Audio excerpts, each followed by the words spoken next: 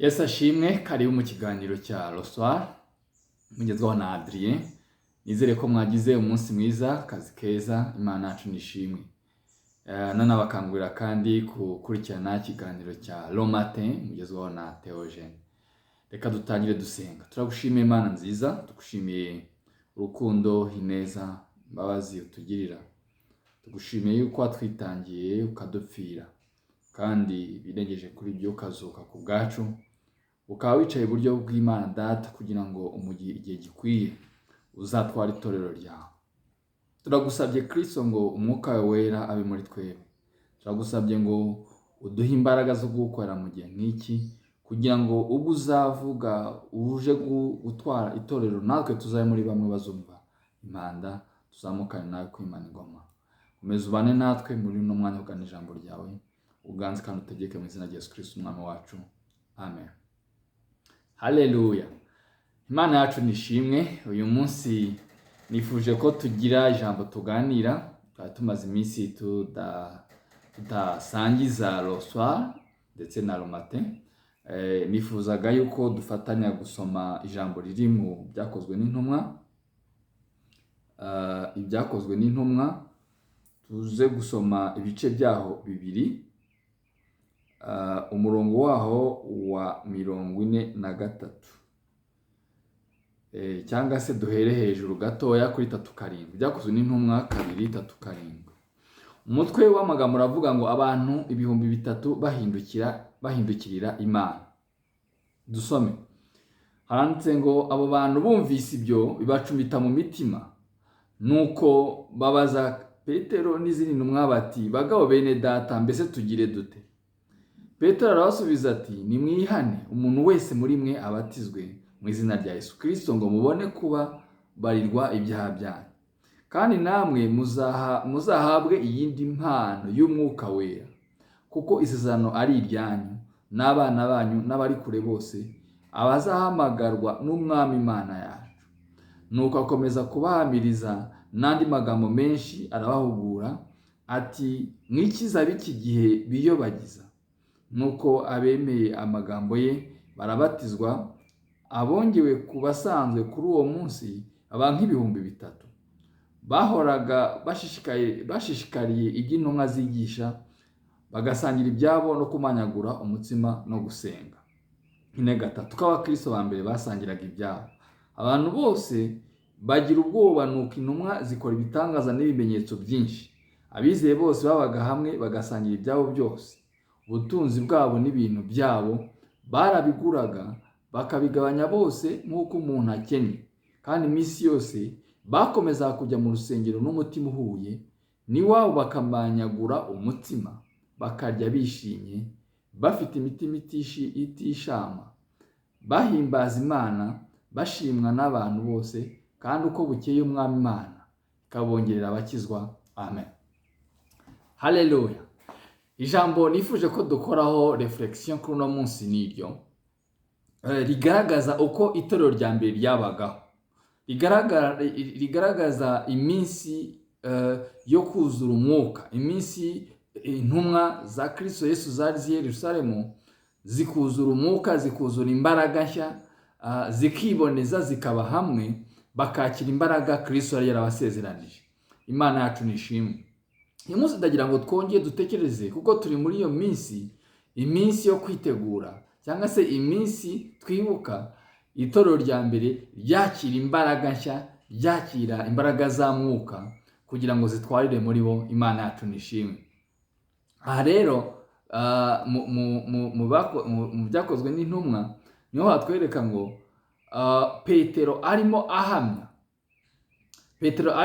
Nimusoma hejuru muzabona mu by'ukuri abantu benshi baza bakavuga ati, bite byanyu, mumeze mute, ibikorwa mukora ko bitanga, cyangwa se tubona mufite izindi mbaraga nshya.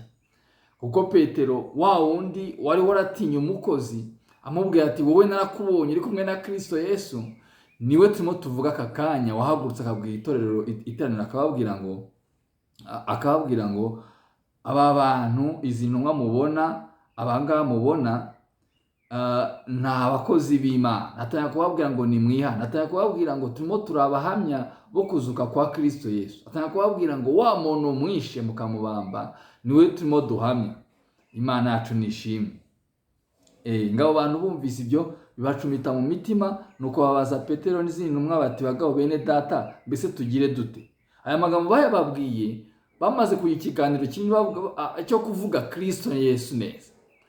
Petero amaze kubahamiza Kristo Yesu wapfuye akabambwa akazuka, bumvise bibabaje cyane, bumvise bakozwe n'isoni, bumvise bamwaye, baravuga ngo umuntu twishe twaba ngo nabambwe yanazutse, niwe tugiye kwiringira. Bumvaga, niyo mpamvu ijambo ryatubwira ngo bibacumita mu mitima, kuko bumvaga barakoze umurimo w'ubusa, bumvaga barakoze umurimo udafite ingororano, bumvaga barakoze umurimo w'imfabusa, kuko abo yabwiraga bari bari kuri wa musaraba Yesu Kristo ababazwa ahambwa, hari harimo abari bari muri iryo teraniro. Kugira ngo wumve iyo senario, ni abantu bari bazi Kristo Yesu yigisha, ni abantu bamubonye apfa, ni abantu kandi bongeye kumva n'irindi nkuru ivuga ngo ntago akiri mu gituro ahubwo yazutse. Imana yacu nishimwe. Petero abwira iteraniro nk'iryo ngiryo rero, ngo maze ubundi ayo magambo abacumita mu mitima. Ijambo rya nkozo nshaka ko tuganira nirivuga ngo baramubaza ngo none se ko tubyumvise tugire dute? Ko twumva dushwawe tugire dute? Ko twumva tubuze icyo dukora tugire dute? Ntago twamugarura. Nubwo nko kuvuga ngo twagije kumwica, kumugambanira twarabirangije, ibi byose twarabikoze, imibyimba yose twarayimukubise cyangwa se twarayimukwije umubiri wose, none se tugire dute? Ni ukuvuga ngo turi mu maboko yanyu, ubu ijambo noneho niritugenza uko rishaka. Aho ngaho niho Petero ababwiye ngo nta kindi mbabwira, ni mwihane kugira ngo namwe mugire imbaraga nshya, mugire imbaraga z'umuzuko. Mwe kwita kuko yapfuye, kuko Kristo Yesu yagomba kudupfira, ahubwo ni mwihane mugire imbaraga z'umuzuko. Imana yacu nishimwe. Uyu munsi nawe ndashaka kukubwira ngo nawe uyu munsi wihane, ugire imbaraga z'umuzuko, ugire imbaraga za Mwuka Wera, uwo yadusezeranije atwarire muri we, akunesheje kunesha ibikunesha, cyangwa se agushoboreshe kunesha ibikunesha, agushoboreshe gutsinda ibikugerageza, agushoboreshe kunyura mu nzira watinyaga kunyuramo, agushoboreshe gufata decision nshya, agushoboreshe kugira igikundiro gishya. Mwari magambo, hari imbaraga zo kongera kwakira imbaraga za Mwuka, kongera kwizera, ukavuga ati Kristo, hari aho ntakoze neza, hari aho ntagenze neza, ariko uyu munsi ndagushaka, uyu munsi ndagukeneye, uyu munsi ndashaka kugendana nawe, uyu munsi ndumva nshaka ko unyongerera amavuta. Imana yacu nishimwe.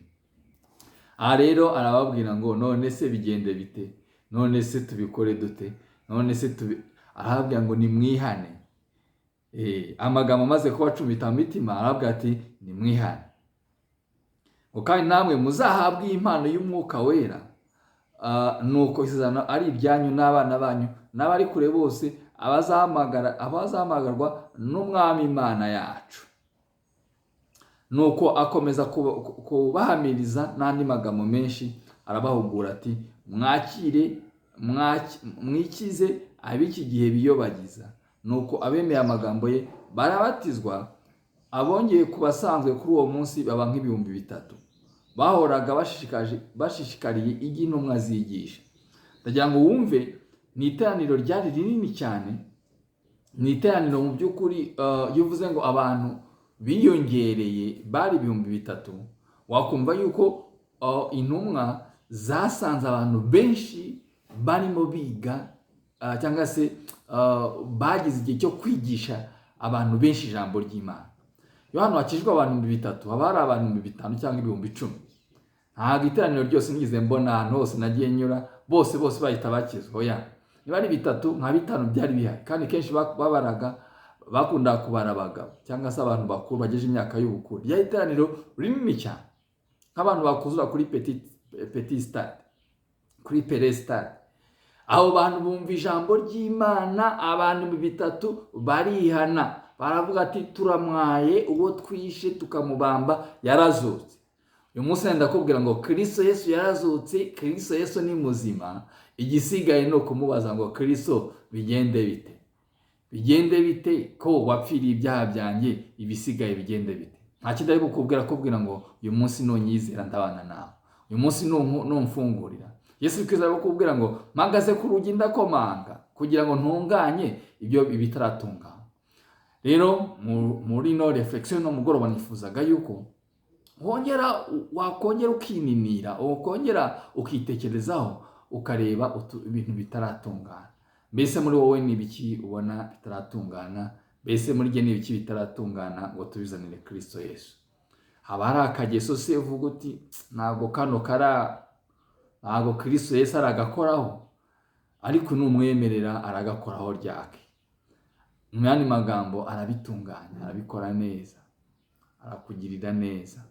Kristo Yesu yumwemereye agukorera ibidasanzwe. Niba hari ikintu wumva wamubwira uyu munsi, ni umunsi wawe, ni umunsi wanjye, kugira ngo natwe ijambo twumvise ritugezemo ritubere rishyashya mu gihe nk'iki, yongere kutubera imbaraga zo kwizera, imbaraga z'umuzuko zongeze muri twebwe, imbaraga za Mwuka Wera zisuke kuri twebwe, kugira ngo uko tugenda, uko tuvuga, bigaragaze ko tuzi Kristo Yesu.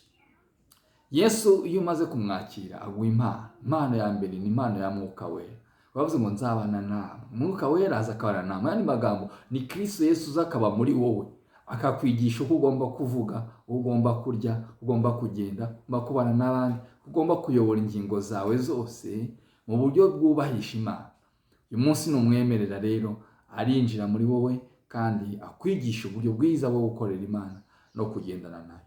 Uwiteka nahimbazwe. Reka dusenge dusoze, ariko nsoza ni ijambo nasomye kuri 3:4 havugaga ngo nako kuri 3 nguko abakristo Yesu abakristo ba mbere basangiraga ibyabo. Iyo Mwuka Wera yaje habaho gusangira, ibyo abantu bafite bakabisangira batishama, bakamanyura umugati, bakawumanyurira mu rugo bibuka Kristo Yesu, bakamanyagura umugati mu materaniro bibuka Kristo Yesu, bakanywa amaraso bibuka amaraso Kristo Yesu yaviye ku musaraba. Bene data, ndagira ngo twige no kugira imico ya gikristo, imico yera, imico itagatifuje, ituma Kristo Yesu yaguka cyane muri twebwe. Muri yo rero ariyo mu kumanyagura imitsima, muri yo ariyo kujya kwigaburo ryera, cyangwa se ifunguro ritagatifu. Biriya biri mu bintu bituma turushaho kwera, kuko bidufasha gutekereza ku rupfu no ku buzima bwa Kristo Yesu, akaba mushyashya muri twebwe, tugakomeza kwagukira muri we. Imana yacu nishimwe. Reka rero dusenge, nawe wisengera aho uri, nawe ndagusengera, ariko icy'ingenzi cyane twegera Imana kugira ngo twuzure imbaraga zayo, twuzure Umwuka Wera mu gihe nk'iki turimo twitegura Pentekote. Dusenge. Turagushimiye Imana nziza, tugushimiye kubana natwe, tugushimiye byiza uduhaye. Usuka imbaraga nshya mu itorero ryawe, twongerera imbaraga, dukomeze, kandi Kristo abantu bose bakwizera bongere banywe isoko nzima, isoko itangwa nawe, kugira ngo isoko twanywereyeho abantu bose nibayinywaho nabo bongere bakire. Ganza, tegeka imitima yacu iganzwe nawe, Mwuka Wera aganze muri twebwe, kandi itorero ryawe ukomeze kuryagura, wongera bizera mu gihe nk'iki ngiki kigoye, mu gihe cy'ubugoryi, mu gihe cy'ubuhenebere, mu gihe cy'intambara, mu gihe abantu bafite ibibazo byinshi. Wongere ijambo ryawe mu mitima yawe, wongere Mwuka wawe mu buri bo, mu izina rya Yesu Kristo, kugeza ubwo abantu bavuga ngo tubigenze dute, dukora iki? Twavuga ati mwihane, kugira ngo namwe amazi y'ubugingo atembere muri mwebwe. Uyu munsi Kristo, abantu bawe bongere Mwuka Wera, kandi baye kwihana by'ukuri, kugira ngo bazakubone ubwo uzaba ugarutse. Ku bwa Yesu Kristo umwami kandi umukiza wacu.